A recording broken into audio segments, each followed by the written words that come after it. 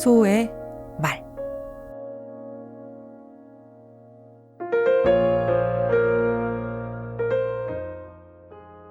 인간의 삶은 본질적으로 공평하지 않다. 어느 배에서 태어나 누구와 만나 어떤 인생을 살게 될지는 아무도 알 수 없다.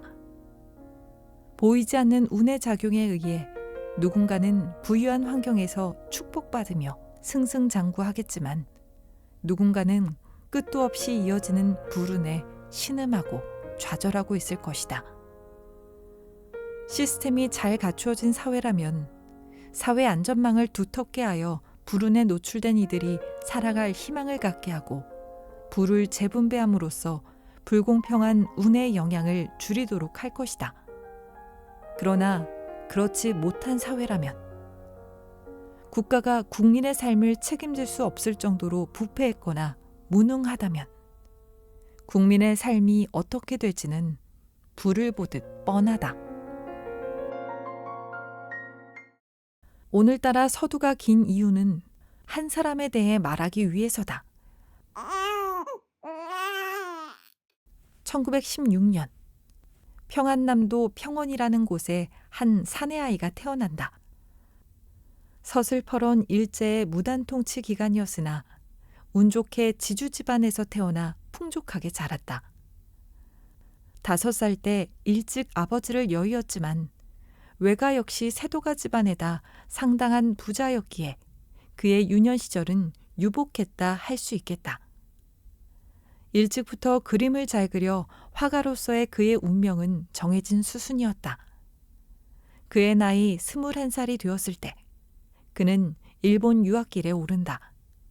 그리고 3년 뒤 운명의 상대를 만난다. 야마모토 마사코. 같은 미술반 후배였다.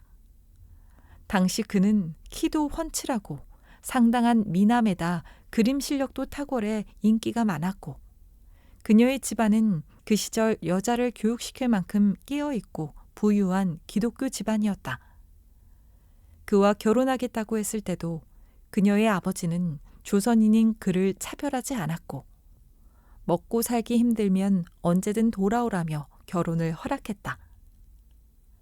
턱이 긴 그를 그녀는 아고리라고 불렀고 그는 그녀를 유비군이라 불렀다. 둘은 애틋했고 언젠가 함께 프랑스로 유학을 떠나자고 약속하지만 이루어지지 않는다. 1944년 태평양 전쟁이 막바지에 이르며 일본의 패망이 감지되던 때 그는 그녀에게 급히 전보를 보낸다. 마사코와 결혼이 급해.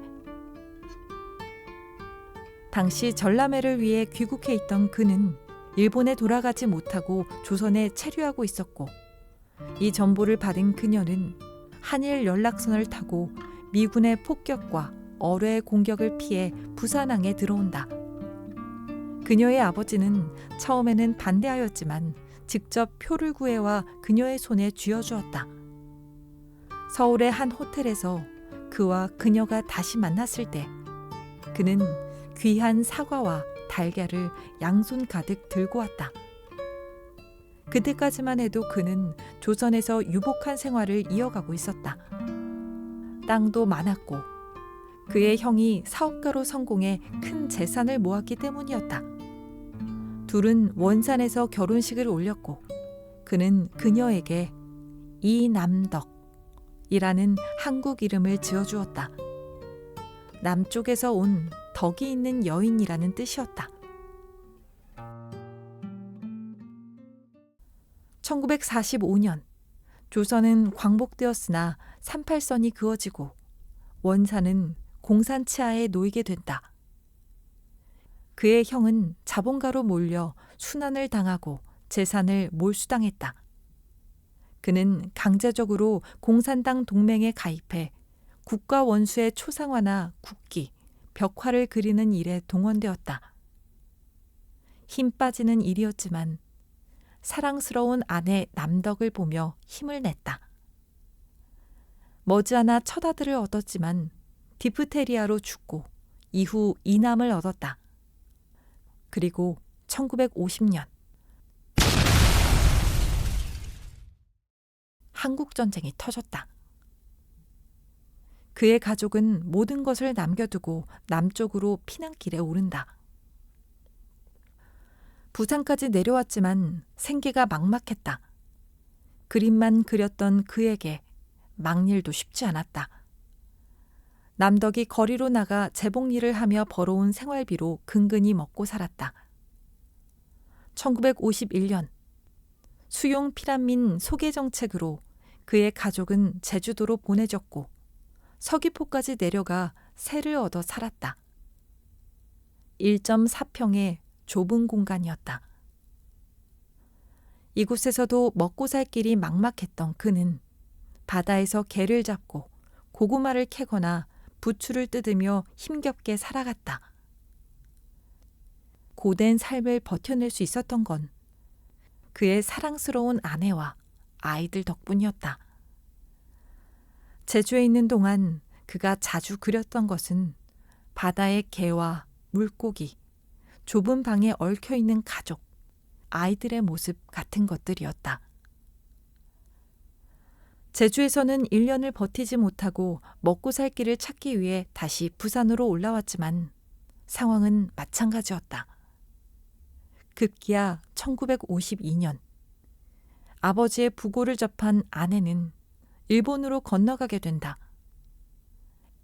헤어지는 것이 영 못마땅했지만 두 아들의 건강이 좋지 않았고 아버지의 유산을 받으면 형편이 좀 나아지리라는 기대 때문이었다. 그리고 1956년 그가 죽을 때까지 그들은 함께하지 못한다.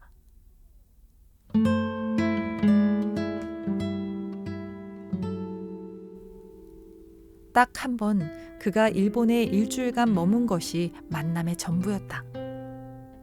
가족과 헤어져 있는 동안 그는 가족과 만나겠다는 일념 하나로 막노동을 했고 시간이 나면 닥치는 대로 그림을 그렸고 가족을 그리워하며 술을 마셨다. 극심한 생활고에 그림 재료를 구하기도 어려워 담뱃갑 속 은박지에다 그림을 그렸다. 그는 일할 수 없을 정도로 건강이 나빠졌고 입원과 퇴원을 반복했으며 여러 도시를 전전했다.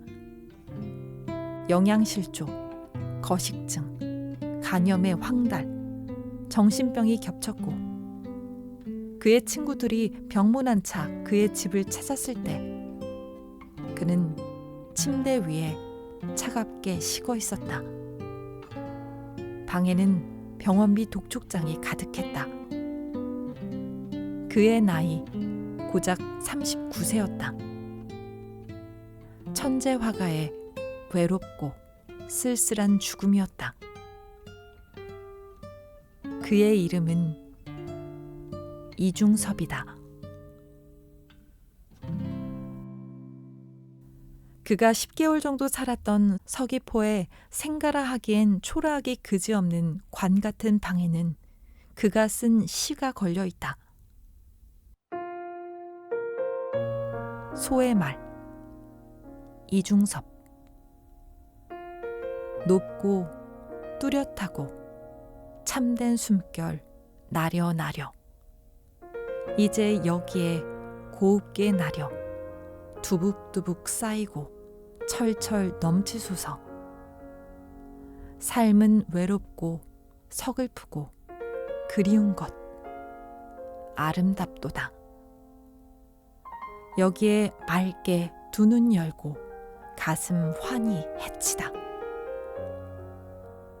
을미년 4월 좋은 날. 을미년이면 그가 죽기 바로 직전이었다. 삶은 외롭고 서글프고 그립지만 아름답다고 한 연유는 그의 사랑하는 아내와 가족 때문일 것이다. 그렇기에 맑게 두 눈 열고 가슴을 환히 해치며 살고자 했을 것이다. 기필코 살아내 반드시 가족을 만나고자 했던 그였지만 범람하듯 몰아치는 불운을 감당하기에는 역부족이었다. 국가는 무능했고 천재 화가를 지키지 못했다. 각자도생의 시대에 우리 모두가 불운의 소용돌이에 휩쓸려가지 않기를 바랄 뿐이다.